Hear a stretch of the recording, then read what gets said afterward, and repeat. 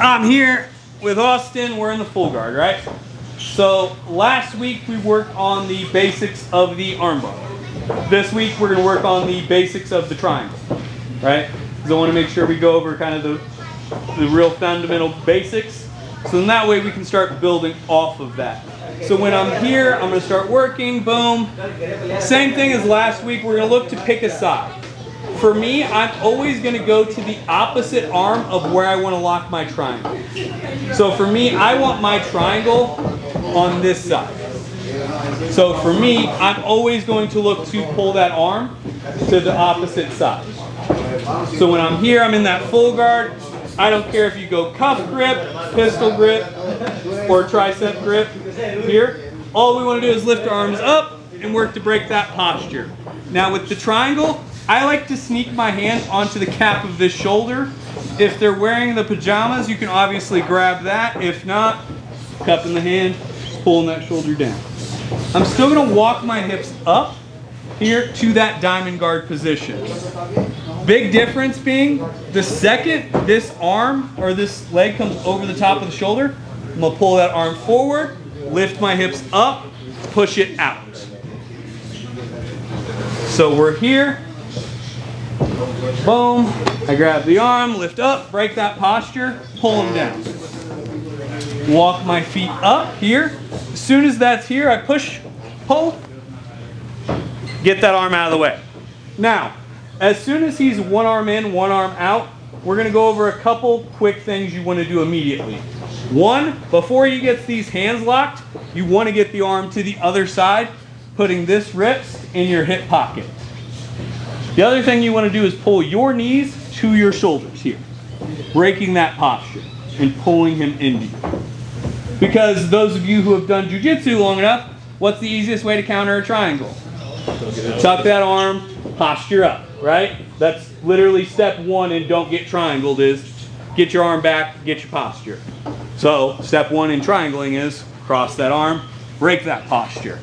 Now, Austin has magnificent hair. So I'm going to comb that hair behind his ear. I'm going to put my wrist right behind his neck, grabbing my shin bone. I swear on all things holy, Evan, if you grab your foot, because you're gangly, and you're going to be prone to it, I'll kick you in the head. You have to grab the shin bone. If I grab my foot, look at all the natural space I'm creating here. I can wave at Matt, and Austin can escape very easily right here. But if I'm here and I grab that shin bone, Austin doesn't have a lot of space. Doesn't have a lot of places to go, and I have good control of his posture. This foot, I'm going to put to the hip, not on the mat. If you put your foot on the mat, you're wrong. Foot to the hip. Cut your angle until your shin bone runs parallel with his shoulders, not across his back. You want to cut your angle until it runs parallel there, keeping this grip. The only reason I'm loosening is I want Austin to be able to like breathe and survive most days. Then you're here, your outside leg crosses over. Now I'm gonna walk through this slowly, but Austin's gonna try not to die. I lock my triangle not on my foot, I lock it on my ankle right here. And I arch my foot up, hammering my heel down with the opposite leg. So I'm here, arching this foot up, hammering that heel down. It's a real nasty one for Austin, especially because I'm going through it slow. So let's have you all kind of scoot to where Devin is. It's going to be kind of best spot for you. So when I get here, guys, like I said, the big details that people mess up on the triangle is the order of the operations and how to lock it. Those are the two big errors that people make. So when I'm here, boom, I pull the arm across, break that posture, pull my knees in. Walk my feet up, force that hand out. This is where that order of operations goes. Now, who remembers when you started doing like Algebra 101 and they were like parentheses, all that, and it was like, please excuse my dear Aunt Sally? Yep. And you had to remember what order you did things because it's important? That's the same thing here. Order of operations become very important right here. Boom, I tuck the arms, break that posture. Grab my shin, foot to hip. Cut my angle, lock my triangle, arch my foot, hammer my heel, squeeze. Now, I'm going to do this section of it without Austin in the middle of the triangle so he can breathe for a second and, retain the last 3 brain cells he's got. When I'm here, guys, if you lock on your own ankle, congrats, you're foot locking yourself. And if you're like, oh, it can't be that bad, I watched a guy shatter his ankle in Chicago one time doing this. He was trying to finish a triangle like this. Guy postured up and it snapped his ankle. Do not lock on your ankle. Lock here. That way you can arch this foot up, hammering the heel down and cutting that ankle. Makes this little hole very, very small. Also flexes your calf so you have a good brace behind his neck. Now, one of the other details that a lot of people mess up, when I'm here and I'm in the triangle already, boom, Austin's here, a lot of people have a bad habit of, see how my foot's kind of pointed across his back? A lot of people who complain about not being able to lock their triangle run into this problem. They don't cut enough of the angle or just position their leg. Even if I'm dead in front of Austin, I can still get the foot into position if you have the hip flexibility. Most of you just are inflexible bastards, so you got to cut an angle to get it. So when you're here, you cut that foot across. That way, when you get here, it's very easy to close off. And as you can hear from the gurgling noises from Austin, if you have that foot in the right position, triangle's very quick and simple. It sucks, dude. Sucks real fast in a hurry. So, questions on that? Remember, guys, this is the same triangle I learned as a white belt, and it's the same one I use as a black belt. The only difference is I'm just a little bit better and a little bit tighter at it. There's no magic tricks in jiu-jitsu. It's a little bit faster and a little bit tighter. You don't get a special booklet when you get your black belt. It's like, oh, here's all the magic tricks. It's literally just being faster and tighter. Sucks. I really was hoping for one. I was like, oh man, they slipped that in the gi, right? So questions on this. It's the most basic, but that means it's the most complicated all at the same time. One more time for fun, I'm here. Boom. I grab the arm, break the posture, break it here. Walk my feet up, force the arm out, arm to the far side. Grab your shin, foot to the hip, foot into position. Close your triangle, arch the foot, hammer the heel. If needed, hold the head. One of the other big mistakes I see is a lot of people like to pull that shin. Realize your shin is a big bone that's already in a precarious position. It's probably not going to move that much. Grab the back of their head, their neck is going to move a lot more. Evan? When you're trying to force that hand out, sometimes I find it like it's caught, especially in the friction with the gi. And so, especially if they're like trying to keep that in just for the sake of having 2 hands in. I mean, obviously, other stuff is there. But yeah, so one, option A is always, okay, Austin, leave your arm in for me. I appreciate the arm, right? The other is, one of the big things a lot of people run into is you'll leave your hips static as you try to push-pull this. If you get your hips off the mat, it'll help you a lot. Because that's the easiest way to get people to bite on that is, because what Austin will think immediately, he'll think he can keep posturing. And that's fine until you pull your knees to your chest. Because my legs versus his back is an even-ish fight, but I should still win. Unless you're fighting Igor over here. You'll be all right. So as I'm postured up here, I force that arm out. All I'm trying to do is pull those knees to my chest and shoulder here. And if I need to, I'll go up and hunt my own leg to help pull you down. I have a question right there. Yeah. When you do that and you pull them down and like they're parked up and you pull them really close to you, I have a hard time once I pull them close to me cutting the ankle. So like the foot's on the hip, but I still can't get over there. So boom, you're here. I'm not moving him, I'm moving me. So one of the big mistakes a lot of you guys try to make with this is, you think I'm kicking Austin over. I'm not. Austin is staying still in this position. I'm moving. I guess.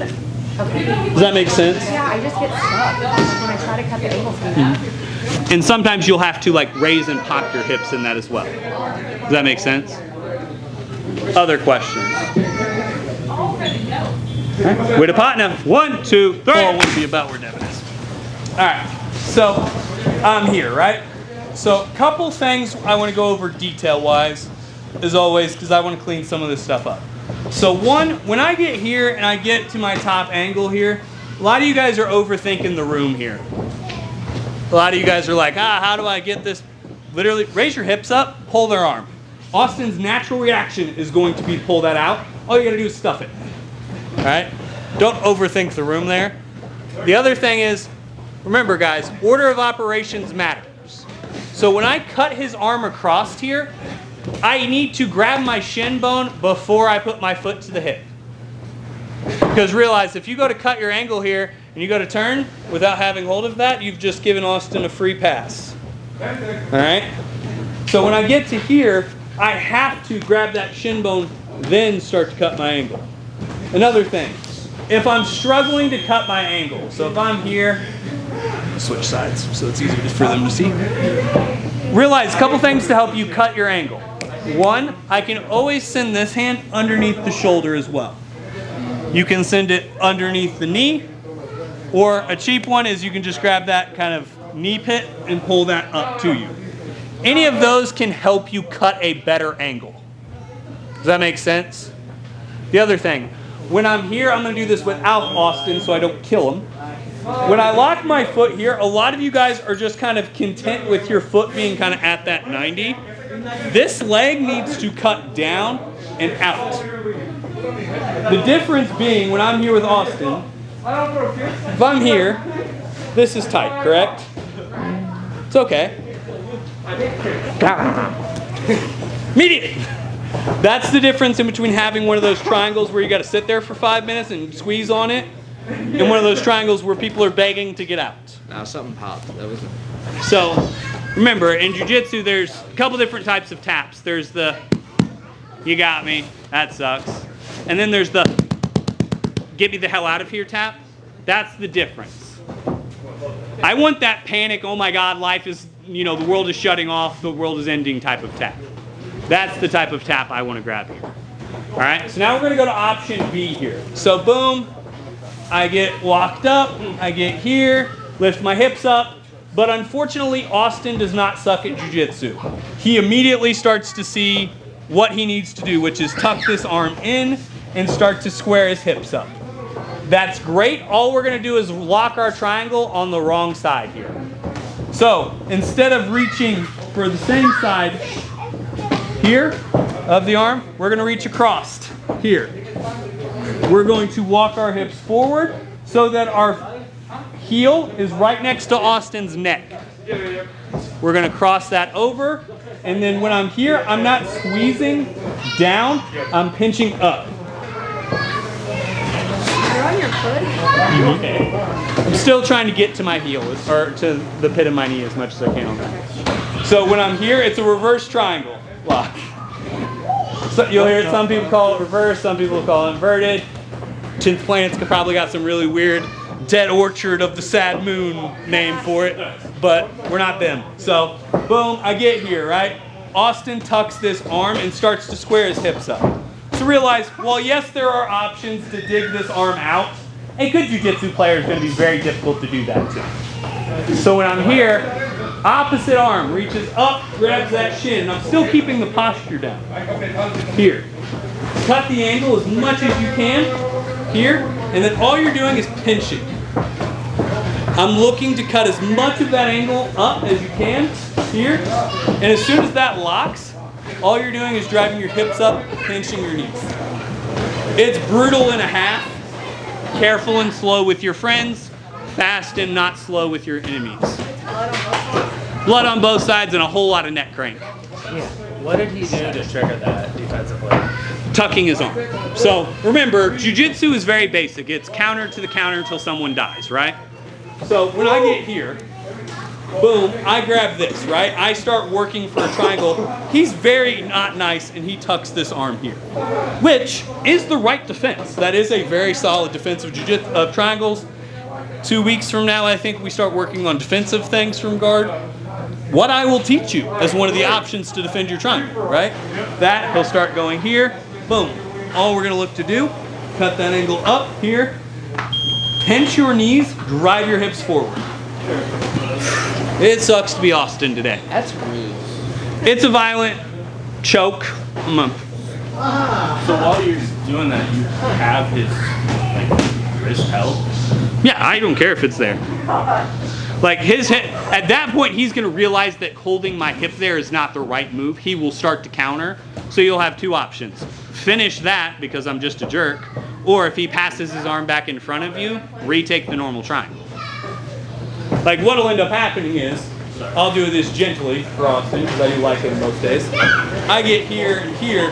He understands that this is in a bad position at that point. So as I go to squeeze, he's gonna pass that. And then you can go back to your normal triangle.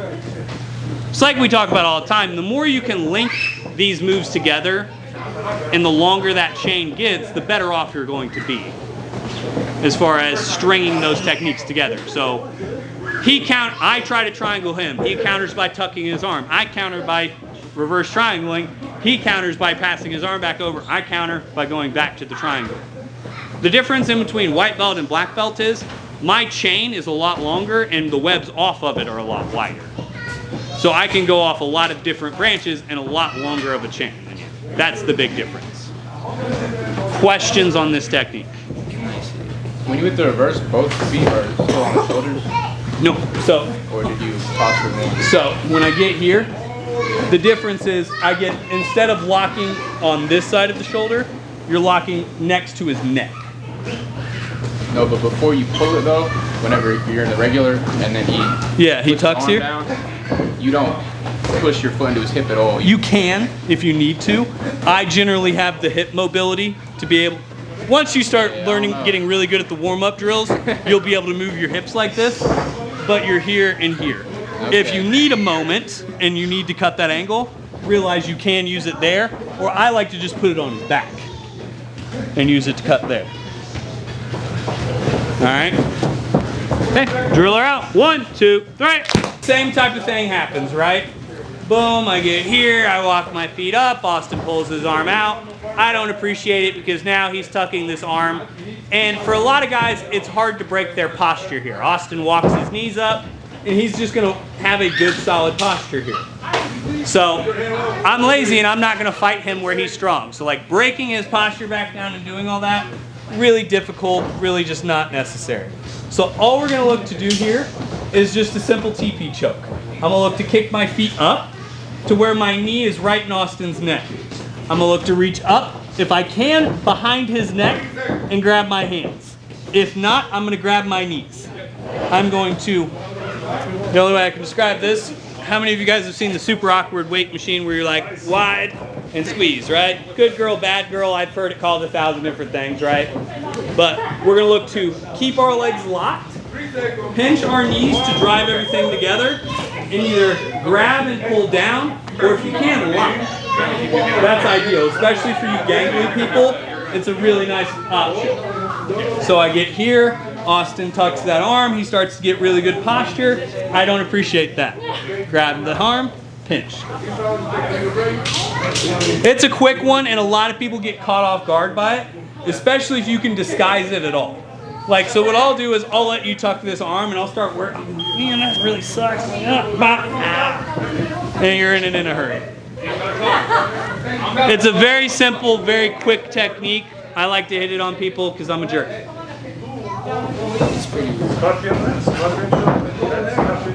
TP choke is what we've always called it. This isn't Europe, this is America. America, home of the free, land of the brave. Daniele.